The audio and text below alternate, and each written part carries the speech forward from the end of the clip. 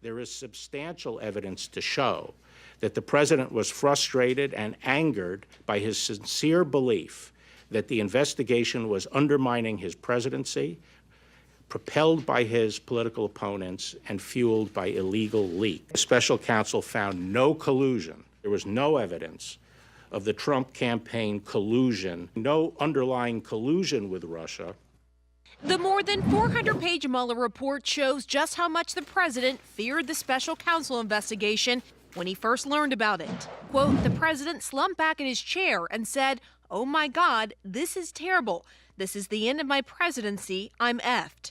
And tonight we're learning why. The special counsel's report saying, quote, a thorough FBI investigation would uncover facts about the campaign and the president personally that the president could have understood to be crimes or that would give rise to personal and political concerns.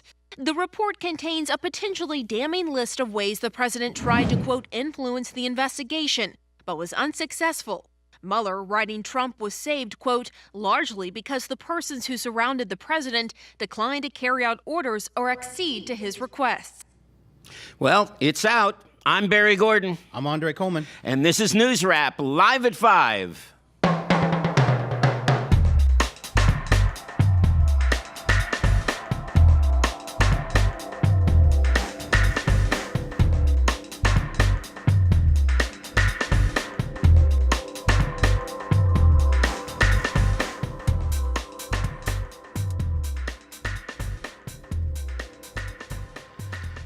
All right, stand by. Yeah, we have some breaking news. At least it's breaking for us.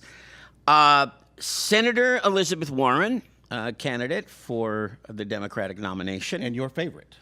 Or one of them. One of them, yes. Has just had a tweet bombardment, apparently, in which she has called for the House of Representatives to begin impeachment proceedings against Donald Trump. Now, you have one tweet you can read here, right? I have a few quotes from the multi-tweet thread. I don't have all of the actual tweets. But she says that the Mueller report lays out facts showing that a hostile foreign government attacked our 2016 election to help Donald Trump, and Donald Trump welcomed that help. Now, that's an important word, welcomed, because it's not coordinated, it's not conspired, it's not colluded. It's, oh, cool. Right. That's really nice. I didn't right? stop you. Exactly. Once elected, Donald Trump obstructed the investigation into that attack. And she goes on, to ignore a president's repeated efforts to obstruct an investigation into his own disloyal behavior would inflict great and lasting damage on this country. And it would suggest that both the current and future presidents would be freed to abuse their power in similar ways. So that's what I've got there from, now, not everybody is taking that position. Of course. And we haven't heard from Pelosi. Pelosi's been very quiet. Right. Well, she's done the Barr shouldn't have had a press conference thing. Right. She's done the report, says something different than what Barr says, but she hasn't really gotten into the meat and the bones of this thing yet. No. So she could be planning, or she could be reading. She could be reading. She could be measuring. But response and reaction. You read it. I read it. All 448 pages. Got through it. You're a speed reader, huh? Well, I've had to read documents for quite a while to do my job. Wow. So I know how to get through this stuff. Okay, what do you think is the most damaging thing in the report? You know what? I think that it's not what he says, but I will say it this way. Okay. He pretty much said the president did obstruct justice, but I can't indict him. He didn't say alleged. He didn't say could have. He didn't say might have. He said, hey, this is what he did. I think the situation with McGahn, where he pretty much said, get rid of Mueller. Hey, did you hear what I said? I didn't say fire. Right. And danced around it. But it was clear. He wanted the investigation changed so that it would only deal with Russian interference, not obstruction, not even collusion. Just look to see what they did, leave me out of it. He doesn't say that, but that's pretty much what he wanted to do. There it is. Now, with all that, and I know you did some research here while we were getting ready to come online, Yeah. he then does what he was supposed to do. He punts to Congress. Congress has a job. And he pretty much says, you guys look at it, you guys make some decisions. Well, he does. And he does it very specifically, actually. He talks about 3 different things that Congress could do. And I'll try to shorten them a little Okay. bit. One thing that Congress could do is, in other words, if we can't call certain things that Trump has done crimes, Congress is allowed to do that. They're allowed to criminalize obstructive conduct His actions. by the president, such as suborning perjury, intimidating witnesses, fabricating evidence, and so forth. That is one thing they could do. Another thing they could do is to go after what Mueller calls corrupt obstructive acts. Okay. And the words are regardless of their source, which means the president, Right. right? And they could do that without running afoul of undermining the president's ability to fulfill his constitutional duties. And so it wouldn't supposedly run afoul of separation And of so powers. that kind of act would be, even if the obstruction didn't happen, the corrupt obstructive act. Right.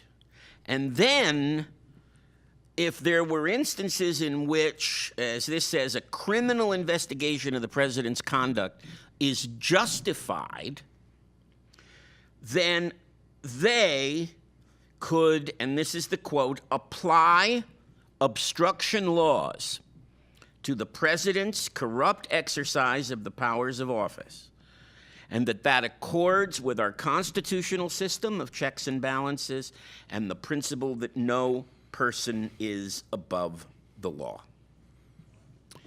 And that would include, for example, the looking at how the president's using his power to grant pardons. So, my question for you after all this. Yeah. So now Warren has moved towards impeachment. Yeah. Which maybe it's the start of a bigger wave. Maybe not. We don't know. We don't know. The other candidates probably will make some statements so that they're not out there, on Right. their own. Right. Does Congress have an obligation to impeach this president or to impeach the president under these kind of circumstances? I mean, a legal obligation. Is this their duty? It's not a legal obligation. Okay. No. Because impeachment is a political act. So impeachment is not required if a president commits a crime. It's permissible, right, to impeach a president for high crimes and misdemeanors. I still feel they will not impeach unless they could actually get the 2/3 vote in the Senate to remove.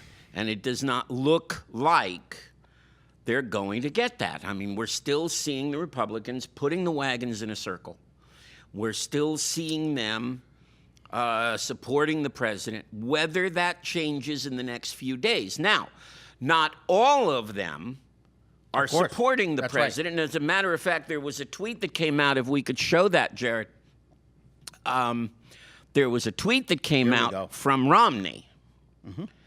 And I've never found Romney to be particularly courageous, but Yeah, usually the guy can't find a spine to save his life. but it let's looks look like at did what it he today. says, though. Well, the top is kind of in the middle, so I'll jump a bit. He says on the second paragraph, "I am sickened at the extent and pervasiveness of dishonesty and misdirection by individuals in the highest office of the land, including the president." Including the president. Yes. "I am also appalled that, among other things, fellow citizens working in a campaign for president welcomed help from Russia." That's exactly what Warren said, by the way. Welcome. She used that term Exactly. also, including information that had been illegally obtained, that none of them acted to inform American law enforcement, and that the campaign chairman was actively promoting Russian interests in Ukraine. So, I mean, it's It's terrible. The question is anyone going to care?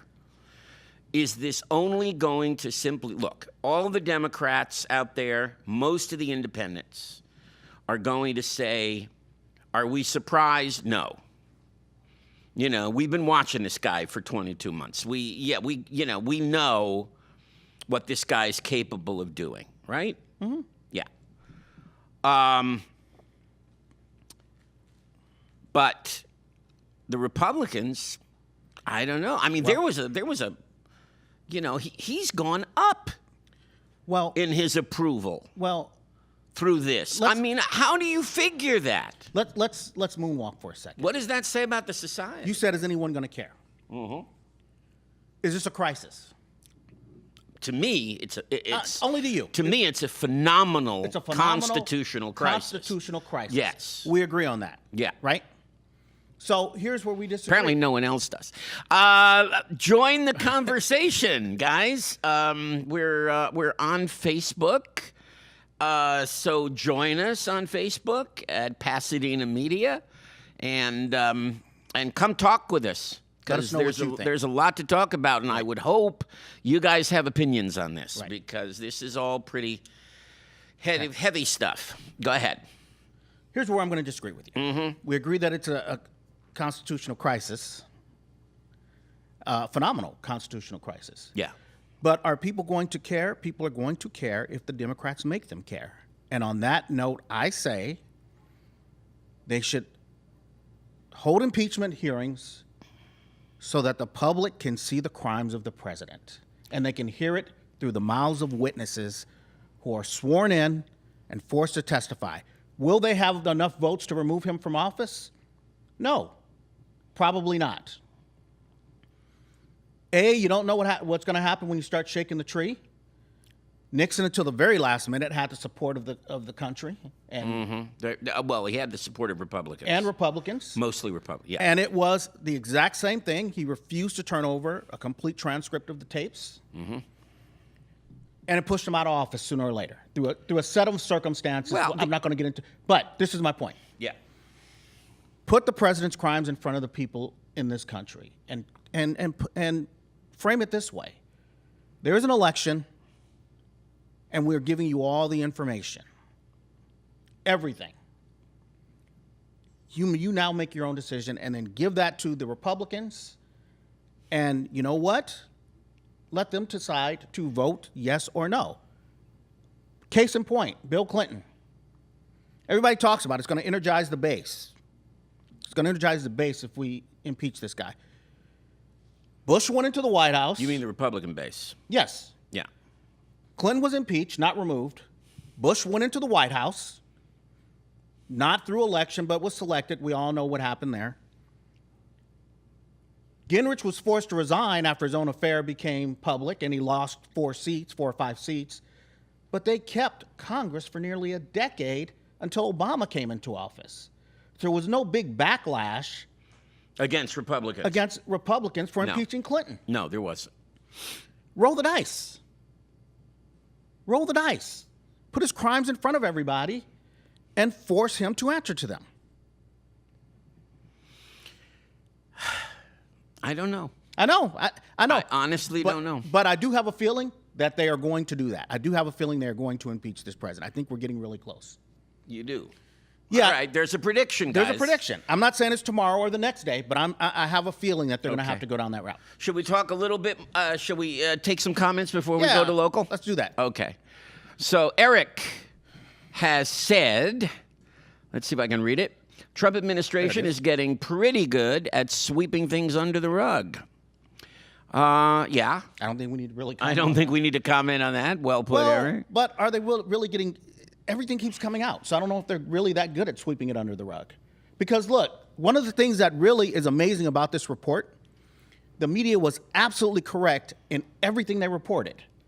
And everything Trump said was fake news. That's very true. Was legit. Yeah. So I don't know that they're that great at sweeping it under the rug. I think he's great at distracting people from the truth. I think that's what they've done effectively. Only in his base, though. Mm-hmm. And Dan, hey Dan, do the people and the Democratic Party want a President Mike Pence. I don't think that's the issue, Dan. I agree. Yeah, I don't think that's the issue. I think the issue is upholding the Constitution of the United States. So let me ask Dan So this. Go if ahead. there's going to be an impeachment, that's the issue. Right. You know, and certainly we have evidence right now that he has, I think, in many ways violated the Constitution. There's more than enough. I mean, one of the things that got Nixon was the so-called Saturday Night Massacre, and he tried to have a Saturday Night Massacre apparently every day. It's just that for our good fortune, he had people actually in the White House who were stopping him. Right. I would say this to Dan, too. Do you leave Al Capone in charge because you don't know what's coming next? No. You go get the people breaking the law. Yeah. Law doesn't work on what can happen next. It just works on, hey, we got somebody breaking the law, we need to handle it. And I'd have Buttigieg take on Mike Pence any day Oh, of the yeah. week. He's already killing them. Mike Pence doesn't scare me too much, no. You know, it could, I think the opposite of what people think would happen, I think the opposite would happen. I think if Trump was forced out of office through resignation or impeachment, I think if there was strong enough evidence to do that, I think the Republican Party may be forced to move a little bit and be a little more willing to work with Democrats to show the public that, hey, government can function okay. Maybe. It could be. Because they'd have image problems at that point. It looks like Dan has another comment down there. Yeah. But I can't see it. I see the beginning, the mainstream media and... Yeah, that's all I see. Okay. So we'll get back to it. Maybe a scroll is going to come. So we've got some local stuff happening too. Big local so stuff. let's look at that. Here's our news brief. This is your NewsRap news brief for Friday, April 18th. Councilwoman Margaret McAustin will not return to Pasadena City Council in 2020. McAustin credits her departure to her husband's recent health problems and hopes that another woman will take her place in representing District 2. McAustin's press release reads, I have championed protection and preservation of our neighborhoods, chaired the Municipal Service Committee as we have moved to a greener, more sustainable city, and tirelessly advocated for affordable housing both within and outside of District 2. Currently, there is one candidate for her position, Felicia Williams. As of now, McAustin is the only woman on Pasadena's City Council. Mayor Terry Tornick has addressed the Department of Toxic Substance Control, DTSC, regarding the lot where Space Bank sits. In a letter to the DTSC, Tornick said, the city of Pasadena has serious concerns that the scope of the draft RAW is inadequate and will need to be expanded. Plans to demolish the Space Bank and build housing, parks, and shopping centers have concerned residents because of the hazardous chemical conditions the lot has previously undergone. The mayor also requested an extension through July 30th to allow public comment on over 500 pages of documents released regarding the project. So Felicia Williams, who's been a guest on our show. Felicia Williams, right now, is the only candidate. Do you think it'll stay that way? No, not at all. Not at all. Any other prospects that you can think of? I know of one name, but I'm not going to say anybody's name until they get in the race, Okay. obviously. I think Margaret will be a tremendous loss to this council. I think Margaret was one of the most amazing council people. She would have been going after a fourth term. Keep in mind, too, that when we talk about the interests of the council, and then you break down the city, how each councilman represents their own, their neighborhoods. District 2, bedroom community, helicopter noise, the interests there are not the same as interests in District 1, District 5, the other councils. And still, she has been a heavy hitter all the way through this entire time there. I mean, I think Margaret at some point could have been mayor had she sought that office. But now, you know, she has the family stuff she has to deal with, and I do know her husband, John, and I wish them both well. So she's not running against Terry? She will not run against Terry. Okay. She is definitely going to be at her husband's side for his battle. Yeah. I'm sorry to hear that. Yeah. Very sorry You to hate to see something like that. And she was planning to run for a fourth term. So hard decisions, but the right one. And what you're thinking about Felicia? Strong, heavy hitter, understands the community, understands the district. Planning commission right now, that's where Margaret came out of. Right. Has all the tools to do an amazing, amazing job. Of course, still need to hear from her, talk about policy and these kind of things. Where's her focus going to be? Sure. which is always interesting when somebody runs for the first time. But she can definitely be an asset to the council if she wins. So, but in these things, what's always interesting is the average, I would say, on when somebody gives up a seat is you usually have about 6 people who come out. 3 of them usually can do the job. Mm-hmm. Somebody else kind of just looks and thinks it's easier than it is to run, and they're probably not even going to come close. Another person may pull papers, get the signatures. You never hear from them again. And then you always have somebody who's a little on the fringe. You know what I'm talking about? It may just be running on one issue. Something like, hey, we need speed bumps on this one street. Yeah, right. Kind of thing. And then, when you talk to that person, what are you going to do after the speed bumps? And they may not even know how the city government works. So these are always interesting situations to cover. So we'll see what happens here. Well, we wish her well. Of course. We Of course. absolutely do, Of course. and we will miss you. Because, yes, Margaret has been a very, very strong city council And person. it'll be interesting to see who else comes out. When is the deadline for that? Oh, we are. That's what I thought. Yeah, we are months and months away. 18 till the general election. Yeah. At least. So this will be a That's while. right, because we're now in Yeah. June now or something, right? Or, Yeah, or we're now June or with March the or- no, the state schedule. That's right. So Yeah. we'll be covering two elections at once, pretty much. So are we in the prime? Do we come up during the primary election? The first time I believe we do. I'm not used to the new calendar either because Yeah. I've never worked under it. Because that'd be March. Then, Right. then we'd be up in March. Yeah. I've never worked under the new calendar, and they've never had an election under it. That's So right. right now, I can't do it from memory like I could previously. Yeah.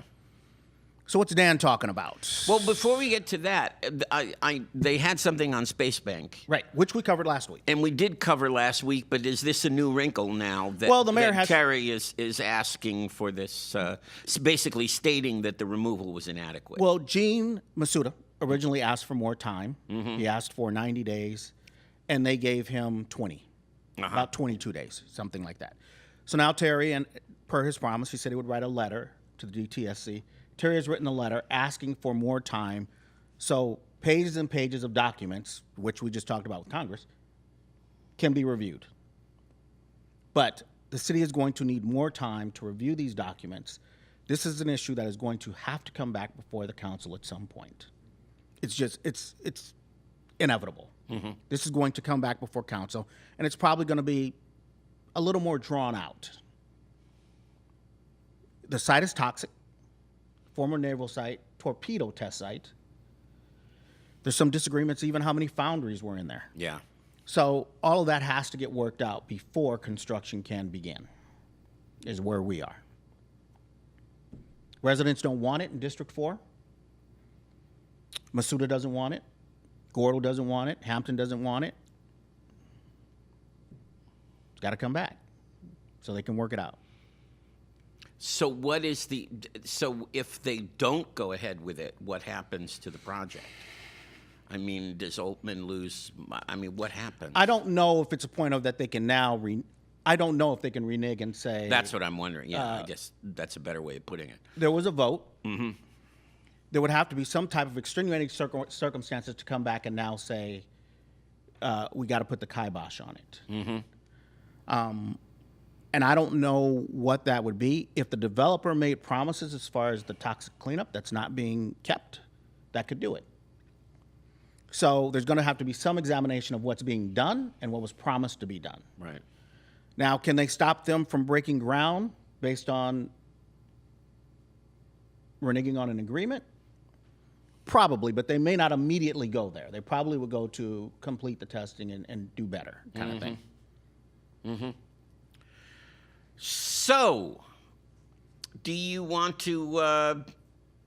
We only have a minute, I think. So, do you want to talk more about the Mueller stuff when we come back? Yeah, why with not? Facebook, and let's see. We do have a couple of more comments that we can at least set the table with here. Yep. And Dan has said the mainstream media and Trump are both wrong. Curious, because I don't know what they're wrong about, but we'll maybe find out. Yeah. And there are people in Indiana who can tell you that Mike Pence is a major concern. as is Trump. I don't listen to pessimists. Well, you're sitting next to the biggest one. I don't listen to pessimists. And it's amazing that he says Indiana. And I guess when we come back, we can talk about Indiana. Maybe, And yeah, maybe we could South talk Bend and about some of that. the- some We of got that a little stuff. more to say with Mueller, but we Yeah. might be able to talk about Yeah. the Wizard of South Bend. Yeah, Let's do it, man. we might be able to do that. And maybe even somebody else coming into the race. Uh-huh. That may not excite you, but it looks like it's about to happen. That's, oh yes, So, the Delaware Dynamo. Copyright. Yeah. You could use he'll be that, calling Joe. himself that in a minute. Yeah.